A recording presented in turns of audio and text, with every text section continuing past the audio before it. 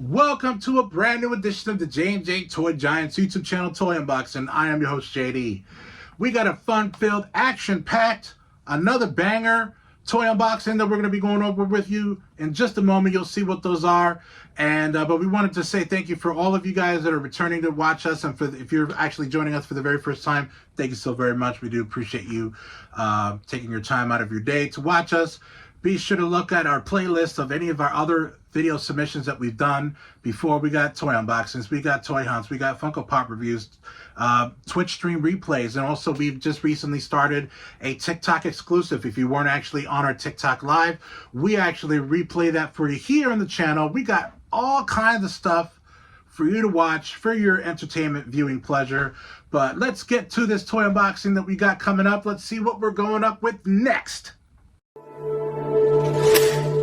All right, today we're going to be going over the WWE Superstars line, Series 3. First one that we're going to be going over is none other than Papa Shango, also known as the Smoke Train, also known as Kama, the Extreme Fighting Machine, but we all really know him as the Godfather from the Attitude Era.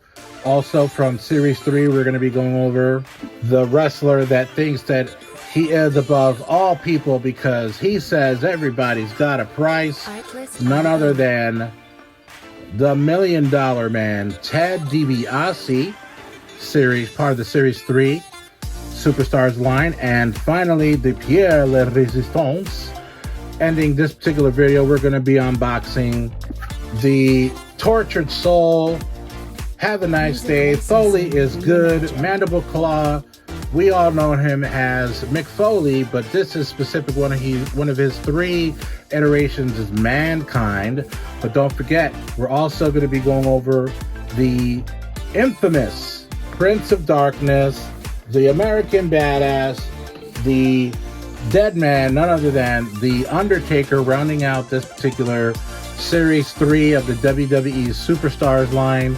Of course, this is his first iteration of the Undertaker when he debuted in 1992 at the Survivor Series. So we're going to do like we always do with all of our figures. We're going to let them breathe. All right, so the very first one from Series 3 of the WWE Superstars line is going to be Mankind, a.k.a. Mick Foley. This was a character that Mick Foley started in the WWE when he left WCW as Cactus Jack. And this he was pretty much like pigeonholed as far as like where he could go as a talent in WCW, and he had like a really big glass ceiling where they would never push him to be kind of like a champion. He had a lot of big battles, great battles with Vader in WCW. Definitely want to check on the WWE network for that.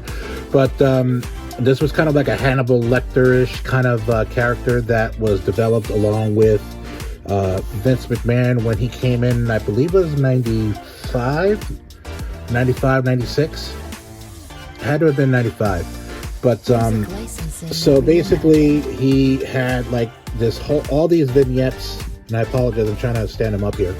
He had all these vignettes of him in like a dungeon, talking to a rat, which was revolutionary at the time. Vince McMahon has always been like a big proponent of like vignettes. Like if you had like some, trailers or vignettes of your character back in the day, like that's basically how he would try to introduce newer characters before they started doing like live shows. Because he would do a character, do some vignettes, and then try how it would work in like a live show where they weren't taping. So like if you went to a live event, they would see how it would react with the crowd, and then if not, then they wouldn't push that guy. But he was very, very not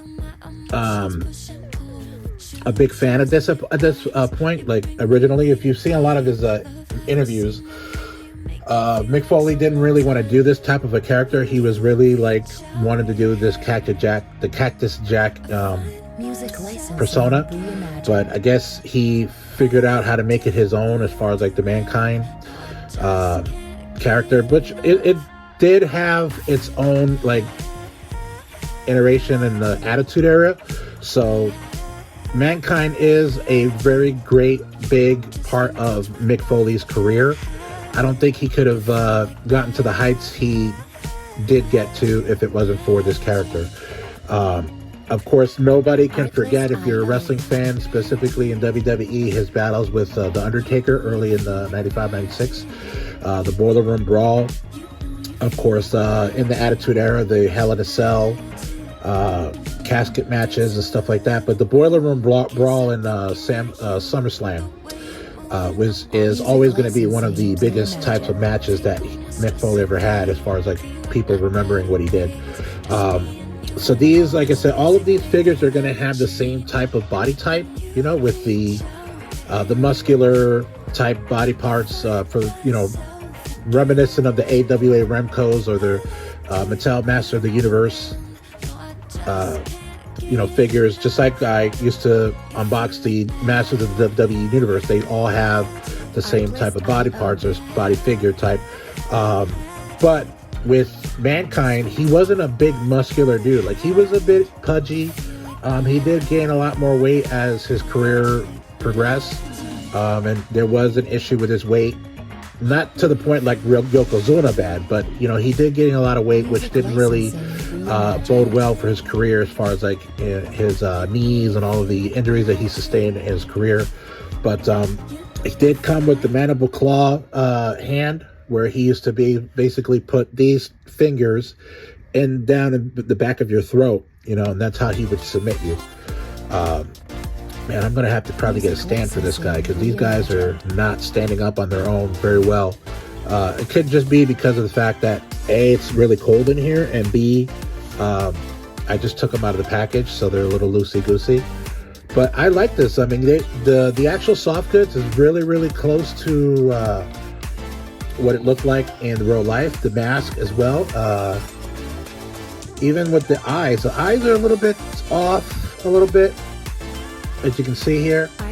But I mean, I'm not a big, like, you know, nitpicker. You know, I obviously if it was totally off, I would say something. But it's a pretty cool figure. I'm glad I was able to get this. I actually got Series 3 well before I got Series 2, and like I said, if you watched the Series 2 with the Outsiders, you know that I'm still in the hunt for the Shawn Michaels at the time of this recording.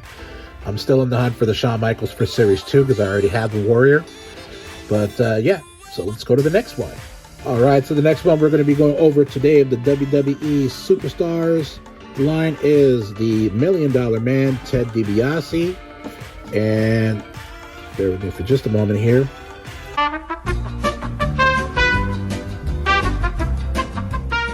All right, so he had an issue with his soft goods on the pant leg. So this is actually the first. I don't think I had the Hasbro $1 Million Man where he's in the green suit. He most is notable for the black and gold money suit, as you can probably see right here. But he actually started with this suit first, before he went with the black and the gold. Of course, he comes with some extra hands. His one of the props is that he has a lot of money, because he was always the guy going around while he was wrestling that everyone's got a price for the $1 Million Man. His soft goods does come over his shirt. There's a shirt inside that he's wearing, kind of like a vest. And I'm going to leave that on, just like the Honky Tonk Man. I didn't want to take them off. If I happen to come across another one of these, if I ever get them, I may just have them, you know, loose, without, just like in their ring gear, no entrance gear. But you can see the head sculpt, actually, I can say is really, really good. He's kind of like doing the eyebrow like he's above you. And he used to go around, he used to do a lot of promos back in the day when I used to watch Superstars of Wrestling on Saturday mornings and a Wrestling Challenge on Sunday mornings. These were all like taped events when people used to go for a live event, but they would actually tape it. They didn't start doing live television until Monday Night Raw, but the $1 Million Man used to pick people out of the crowd, specifically kids. Mostly kids. He did a couple of adults and one teenager, but he would have them do these one kid tried to bounce a basketball 10 times, and he would give him like, $500. And like when the kid got up to like 8, he would kick the ball, and he didn't get he had to do it consecutively. And so he would make people lose on purpose, so he didn't have to pay him the money, which was a big thing that he used to do to get heat with the crowd. And when I say heat, like that's a wrestling term for people to get angry at him. And that's basically, as a bad guy, that's what you want. You want people to hate you. And he did that really, really well when he was wrestling. He stopped wrestling around 96? Yeah, no, definitely 96. No. He stopped wrestling around 1994. And he started to do more so like commentary with Vince McMahon. I remember the one that the first time I ever seen him or heard of him doing commentary was on the 1994 Royal Rumble. So I actually like this particular figure. Hopefully they'll come out with a new series of him in the black and gold. You never know. He also had another one that was like white and purple, or silver and purple. So I think he may have had that first, and then he did with the green and then the black and the gold. But he is a former tag team champion. He tried to buy the WWF championship at the time, but then Jack Tunney, who was the president at the time during the late 80s, early 90s, specifically in the 80s, he put the belt up, made it vacant, and that's why in WrestleMania 4, that's when they had the tournament to crown the new champion, in which we all know, spoiler alert, Macho Man won the tournament and became WWF champion for the very first time when he was a babyface, and then went back to heel after he had an issue with the Mega Powers with Hulk Hogan. But yeah, so this is a great addition to the collection. Let's go to the next one. All right, so the next one we're going to be going over today is none other than Papa Shango, and also that's part of the Series 3 WWE Superstars line.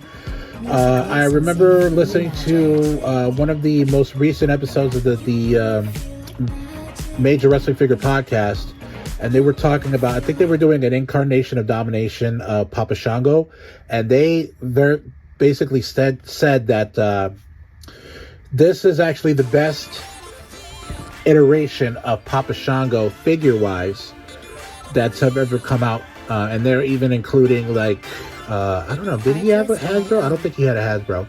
I think he was just past the Hasbro phase, and he was already gone or went to a different character by the time the Bone Crunchers came through. But the class of superstars, even the elites that were out there, they basically stated that this one was actually the best iteration of Papa Shango. So he comes with a cape, which he used to actually wear, to the ring. His whole gimmick was that he was a shaman, voodoo shaman, wizard, or I guess that he's a shaman. That's pretty much evil wizard. But more so, he kind of had that like New Orleans type shaman, almost kind of reminiscent of the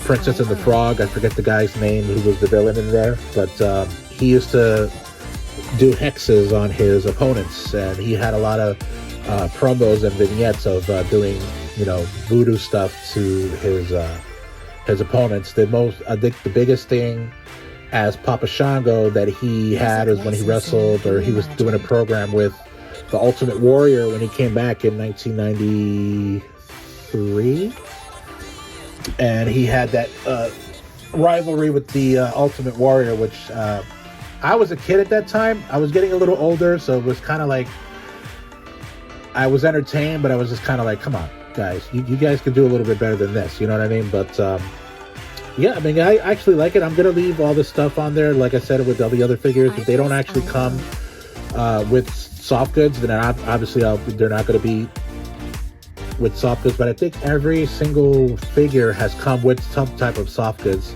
whether they're rubber or cloth. This is a fabric, and then this is also fabric. The necklace that he used to wear, he used to have I think he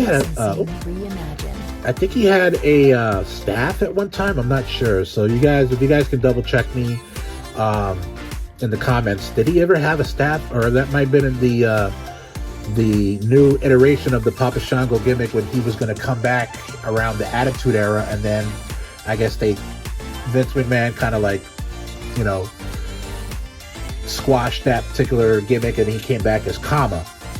So, and he joined the Nation of Domination like shortly after that. So definitely love the tats. They did a really good job with the tats, and he's very well known to having a lot of tattoos. Not bad. He is type of or at that point in time, he was a muscular guy. So this physique that he has is pretty darn close. I mean, he wasn't like cut like Ultimate Warrior cut, but he was swole. And I think with all of the figures that I have so far, I think that's going to fill up my ring that I have available for them to stand. So I might have to get a new ring if I'm going to get more of these series that are coming out. I still am waiting for the Mr. T, Rock, Macho Man, and Typhoon from the Natural Disasters to come out into stores. I know they were available for pre-order, but they haven't hit Walmart yet. I'm actually still in the hunt at the time of this recording for the Shawn Michaels WWE Superstars. I have yet to see him there. I might just see if I could try to buy it on Walmart.com, but I'm just afraid that they're just gonna treat it like it's freaking a piece of plastic and just it's gonna come all destroyed by the time I get it, which I have had that happen with some of the figures that I bought, which is the Masters of the WWE Universe. I bought some figures on Walmart.com and they came destroyed. But yeah, so let's go to the final one of the video. All right, so the final one of this video is going to be none other than The Undertaker. This is the Undertaker when he first came to the WWE. Before that, he was working for WCW as Mean Mark Callis. I believe he was a tag team with Dan Spivey. I believe that prior to Mean Mark Callis, he was part of the new Skyscrapers. Correct me if I'm wrong. If you guys just correct me if I got that right in the comments section. But once he came to the WWE, and I'm sure he's had many interviews. I know he talked about this on the Joe Rogan podcast when he was a guest there, that he thought that he was going to get like two of the worst gimmicks at the time, because around the time he was debuted, which was at Survivor Series, they were talking about this egg that they were always like filming this egg that was at all of the events, and which we all know, for all the wrestling fans know, that became the gobbledygooker. But he thought he was going to be like Eggman or something like that. He thought he was really scared of how he was going to be presented in the WWE, because he knew that you had to have a gimmick, you had to have some type of a character in order for people to be able to take you seriously as a wrestler. So when he came, originally he had an interview with Vince McMahon. Vince McMahon didn't have anything for him at that time. He didn't have any spots open, but he was, from what was reported, he was always kind of looking at a character. He was always a big proponent or a big fan of the old styled Western Undertaker, which is basically what this looks like. In the old Wild Wild West, if you go on a gunfight and you lose, the Undertaker basically measures you and makes a casket for you so that way they can bury you. And this is the type of getup they used to wear.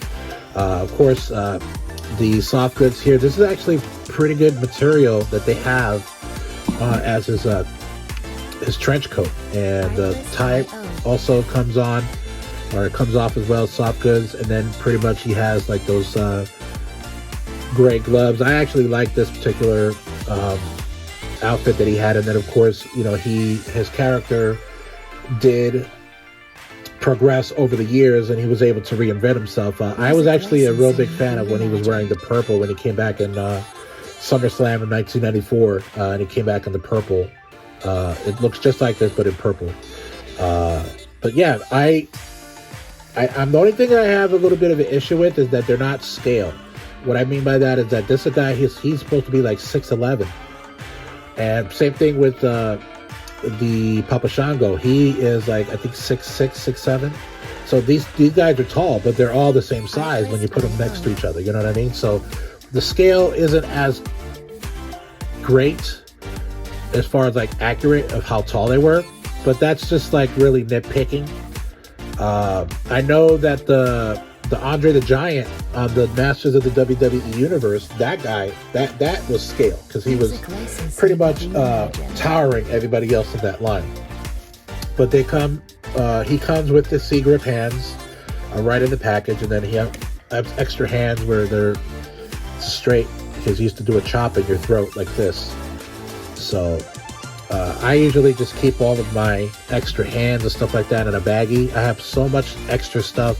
I think if I ever sold all of my extra stuff, like hands, booklets, all kinds of weapons, I probably could get a pretty good chunk of change. I have like 3 bags of that stuff, of all of the figures that I've collected over the last 3 years. And so yeah, I don't know if they're going to come with a newer one, maybe with maybe the Undertaker, like from Survivor Series 97, where he came down like a bat, like Count Dracula or something like that. But I'll take this anytime. I actually have the Hasbro that has the same likenesses as well. But yeah, so that does it for this edition of Series 3 WWE Superstars line. We'll be with you in a moment. And that does it for this edition of the J&J Toy Giants YouTube channel, Toy Unboxing. Again, I am your host, JD. Be sure to like and subscribe and also comment on any of our video submissions on YouTube, Twitter, Instagram, and Facebook, and then follow us on TikTok. Also follow us on Twitch. Hit that notification bell so you never miss anything that we actually upload new to the channel. Thank you so very much. Be safe. Keep on cruising.